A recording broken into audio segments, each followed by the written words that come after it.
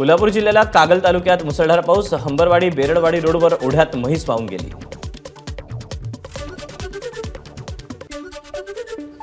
सांगलीच्या अनेक भागात मुसळधार पाऊस, शिराळा जत तालुक्यातील उमदी गावात आणि आटपाडी तालुक्यामध्ये मुसळधार पावसाची हजेरी। नागपूर जिल्ह्यातील जलालखेडा येथे पावसामुळे आठवडी बाजारात नागरिक आणि दुकानदारांची तारांबळ।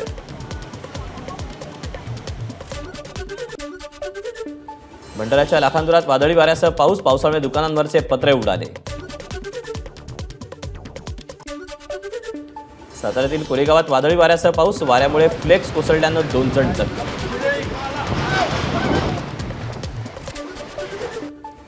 मुंबई ठाणे पालघरमध्ये आज मुसळधार पावसाची शक्यता, मुंबई ठाणे नाशिक आणि पुण्याला येलो अलर्ट। रत्नागिरी सिंधुदुर्ग सातारा कोल्हापूरला हवामान खात्याचा ऑरेंज अलर्ट, काही ठिकाणी मेघगर्जनेसह पावसाची शक्यता। सिंधुदुर्ग जिल्ह्यात पावसाची दमदार हजेरी, हवामान विभागाकडून आज आणि उद्याला पावसाचा येलो अलर्ट।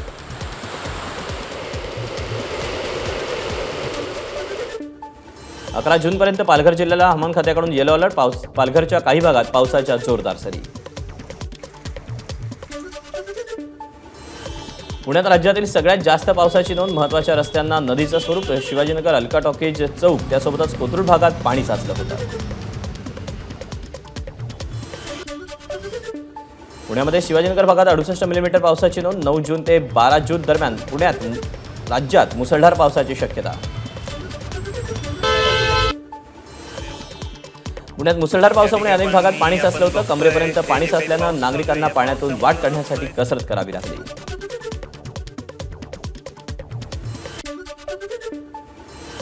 पुण्यात मुसळधार पावसामुळे 31 ठिकाणी झाड कोसळण्याच्या घटना, कोणतीही जीवितहानी नाही, मात्र अनेक ठिकाणी रस्त्यावर झाडं पडल्यानं वाहतूक कोंडी।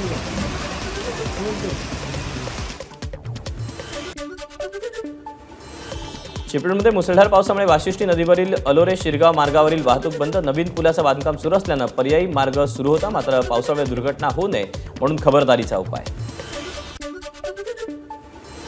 चिपळूणमध्ये मुसळधार पावसाचा इशारा, पूरपरिस्थिती निर्माण झाल्यास नागरिकांना मदत मिळेल यासाठी वाशिष्ठी नदीपात्रात चिपळूण पोलिसांकडून मॉक ड्रिल। मुंबई गोवा महामार्गावर महाड शहराजवळ दरड कोसळली, नडगाव परिसरात दरडीचा भाग कोसळल्यामुळे काही काळ वाहतुकीचा खोळंबा। मुंबई गोवा महामार्गावर संगमेश्वरमधील धामणे येथे रस्ता खचायला सुरुवात, संरक्षक भिंतींचं काम अर्धवट राहिल्यानं महामार्ग खचण्याची भीती। नंदुरबारच्या शहादा तालुक्यात वादळी वाऱ्यासह पावसामुळे ब्राह्मणपुरी गावात केळीच्या बागांना मोठा फटका।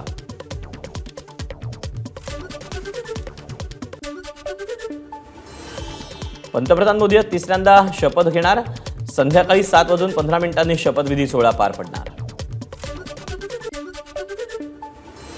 नरेंद्र मोदी पंतप्रधान पदाची शपथ घेणार, राजघाटावर दर्शन घेणार, त्यानंतर अटल बिहारींच्या समाधीचेही दर्शन घेणार।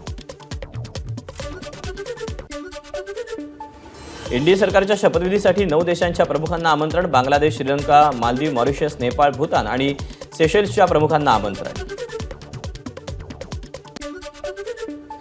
एनडीएमधून आज अंदाजे 52 ते 55 मंत्री शपथ घेण्याची शक्यता, भाजपसह शिवसेना, राष्ट्रवादी, टीडीपी, जेडीयूसह अनेक पक्षांचा समावेश। शपथविधी सोहळ्यानंतर भाजप अध्यक्ष जे.पी. नड्डा यांच्या घरी स्नेहभोजनाचा कार्यक्रम, भाजपचे सर्व खासदार, पदाधिकारी, राज्यांचे मुख्यमंत्री, उपमुख्यमंत्र्यांसह इतर पाहुणे उपस्थित।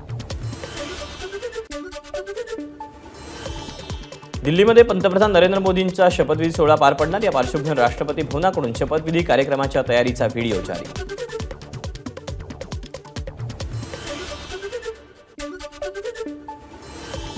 भाजपच्या महाराष्ट्रातील 1000 पदाधिकाऱ्यांना शपथविधी सोहळ्याचं निमंत्रण, भाजपचे सर्व आमदार, खासदार, लोकसभेचे संयोजक, प्रभारी, विधानसभा आणि लोकसभा विस्तारक राहणार उपस्थित। नरेंद्र मोदींच्या आज होणाऱ्या शपथविधी सोहळ्यासाठी नागपूर भाजपची टीम दिल्लीत, ऐतिहासिक सोहळ्याचे साक्षीदार होण्यासाठी उत्सुकता असल्याची कार्यकर्त्यांची भावना। मोदींच्या शपथविधी सोहळ्याचं केवळ आंतरराष्ट्रीय नेत्यांना निमंत्रण, अजूनपर्यंत इंडिया आघाडीच्या नेत्यांना निमंत्रण नाही, निमंत्रण आल्यावर विचार करू, जयराम रमेश यांचं वक्तव्य। नरेंद्र मोदी यांच्या शपथविधी सोहळ्याच्या पार्श्वभूमीवर राजधानी दिल्लीत ठिकठिकाणी मोदींचे पोस्टर। नवी दिल्लीतील महाराष्ट्र सन्नात आज भाजपच्या माजी आणि विद्यमान खासदारांच्या बैठकीची शक्यता, शपथविधी सोहळ्यासंदर्भात कार्यक्रमात बैठकीत चर्चेची शक्यता.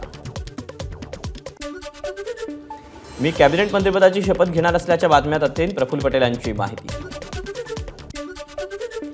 वायनाड लोकसभा मतदारसंघाचा राहुल गांधी राजीनामा देणार, या जागेवर पुन्हा निवडणूक होऊन काँग्रेसच्या ज्येष्ठ कार्यकर्त्याला संधी दिली जाण्याची शक्यता. राहुल गांधींना विरोधी पक्षनेते करण्याचा प्रस्ताव पारित, या प्रस्तावाबाबत राहुल गांधी विचार करणार, राजा बराड यांची माहिती. सोनिया गांधींची काँग्रेस संसदीय दलाच्या नेतेपदी निवड, मल्लिकार्जुन खरगेंनी मांडला होता प्रस्ताव.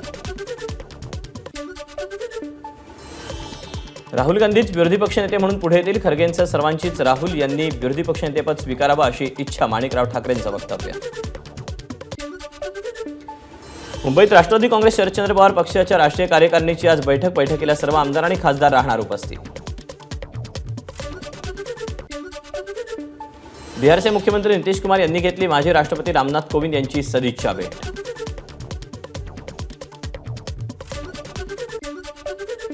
इंडिया आघाडीने नितीश कुमारांना पंतप्रधान पदाची ऑफर दिली होती, जेडीयूचे महासचिव केसी त्यागी यांचा मोठा दावा.